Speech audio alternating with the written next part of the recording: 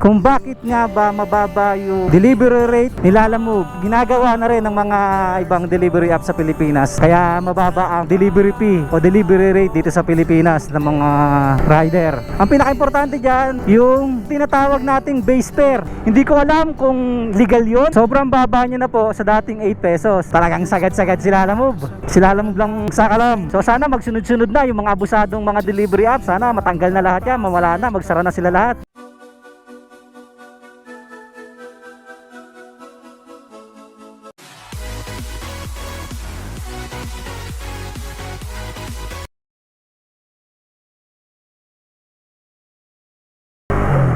Good day mga Kabiwan Moto, and welcome na naman po sa ating panibagong vlog. For today's vlog is pag-uusapan natin kung bakit nga ba mababa yung delivery fee o delivery rate ni Lalamove. Pero ito is applicable naman to sa lahat ng delivery rider dito sa Pilipinas, delivery app rather sa Pilipinas. Ngayong araw is specific tayo kay Lalamove kasi may mga part ni Lalamove na sila lang ang meron. Ewan ko ha, yun ang pagkakaalam ko, pero may mga computation si Lalamove na sa kanya lang, pero hindi ko sure kung sa kanya lang talaga o ginagawa na rin ng mga ibang delivery app sa Pilipinas, kaya mababa ang delivery fee o delivery rate dito sa Pilipinas ng mga rider. Bago ang lahat mga Kabiwan Moto, is papaliwanag ko muna sa inyo kung paano kumikita ang delivery rider. Unang-una is, ang pinaka-importante dyan, yung tinatawag nating base fare. Doon sa mga hindi nakakaalam kung ano po yung base fare, ito po yung once na naka-receive ka ng orders, kahit hindi ka pa tumatakbo, kahit hindi ka pa nagdi-deliver, meron siyang base fare. So kikita na agad kayo, may fare na agad. Dati kay Lalamove is 60 pesos since way back 2019. Yan ang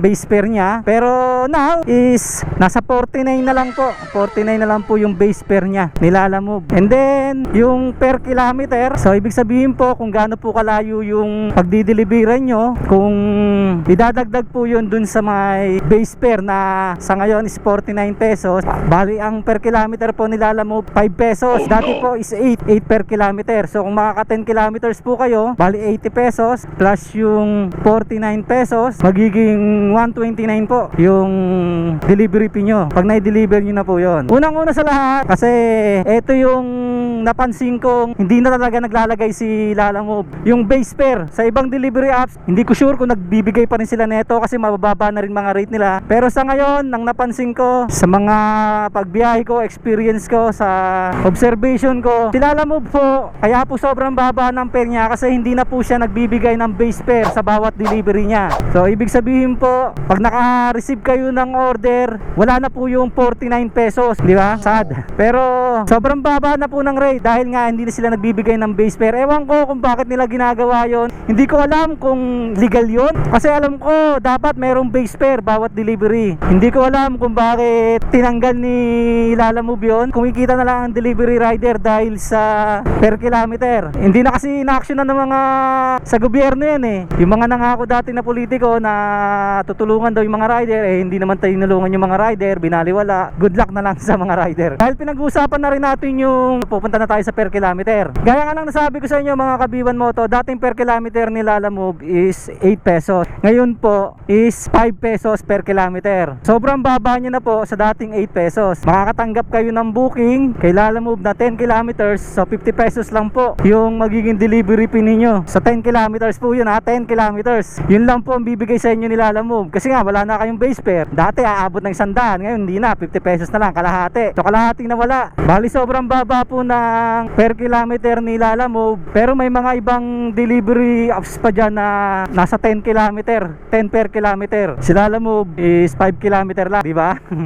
Talagang sagad-sagad si Lalamove. Si Lalamove lang sakalam pagdating sa ganyan. Sige, syempre hindi napapansin, walang nakakapansin, pero madami na naman nagwelga dyan, eh wala eh, walang tumutulong, walang pumapansin. Kaya hinayaan na lang siguro yung mga ibang rider na dating nagdi-deliver, dating nagwiwelga. So siguro nanawa na lang siguro. Siguro maganda yan, tanggalin na lang yung mga delivery apps na yan ng nang-aabuso, tapos palitan ng mga bago para gumanda naman uli yung delivery, di ba? Gaya niya si Mr. Speedy, si Borso, nawala na. So sana magsunod-sunod na yung mga abusadong mga delivery apps. Sana matanggal na lahat yan, mawala na, magsara na sila lahat para palitan ng mga bago. Kasi sobrang na yung pang-aabuso nila eh. Sana makarma na sila sa mga ginagawa nila. And pangatlo is hindi po tama yung pag-compute ni Lalamove ng mga distance. Kunyari ilalagay ni Lalamove is 5 per kilometer, pero magugulat ka 10 kilometer pero mas mababa dun sa 50 pesos yung rate. Kaya nakakagulat yung sa part na yon. Sobrang baba na nga nung rate, mali pa yung computation nila o binabawasan pa nila. Hindi ko alam kung bakit ganun kagarapal yung Lalamove, dahil mga rider naman namumuhunan sa lahat, gasolina, maintenance. So apps lang ang puhunan ni Lalamove dyan. Sa totoo lang, kawawa mga rider natin. Hindi na nga nagbibigay ng base fare, maliit na yung per kilometer, mali pa yung computation ng per kilometer, diba? Ayun ang katotohanan kay Lalamove. Kaya dun sa mga nagbabalak mag-apply kay Lalamove, try nyo panoorin to. Ito yung sinasabi ko, ito yung totoong nangyayari. Para sa mga baguhan, para may mga info kayo, at least may idea kayo kung ano talaga, ano ang dadatnan nyo kay Lalamove ngayon. Siguro noon, oo, kikita ka full time. Pero sa ngayon, kung magpo full time ka, para sa akin, talo sa pagod talo sa gas. Kasi ganun din, naka 8 hours ka sa company, tapos pagdating kay Lalamove, freelance ka, tapos above minimum makikitain mo. Kaso kung isusuma mo, tatanggalin mo yung gas, pagkain, maintenance ng motor mo. So parang ganun din, mas mahaba pa yung oras na ibabiyahin mo, mas mahaba pa yung oras na kukunin mo. And ang sunod mga kabiwan mo to is yung 20% na commission ni Lalamove per delivery. Ibig sabihin nun, kakaltasan po ni Lalamove yung delivery fee nyo. Boss, saan pwede boss? Salamat. Yun, mamaya na lang mga kabiwan mo to at mag-withdraw lang ako. Ayun nga mga kabiwan mo to, balikan ko kayo. Yun nga, si Lalamove is mayroong 20% na commission based every time na makakatanggap kayo ng orders. Si Lalamove po ang pinakamataas na kinakaltas sa mga rider, 20% po. And si Lalamove din po ang pinakamababa ang fare. Kaya malupit talaga si Lalamove mga kabiwan mo to. Siya na ang pinakamataas ang komisyon na kinakaltas sa mga rider every time makaka-receive sila ng booking. And sila rin po ang pinakamababang rate sa lahat ng delivery sa express. Yan, marami na rin nagreklamo niyan regarding sa komisyon na 20%.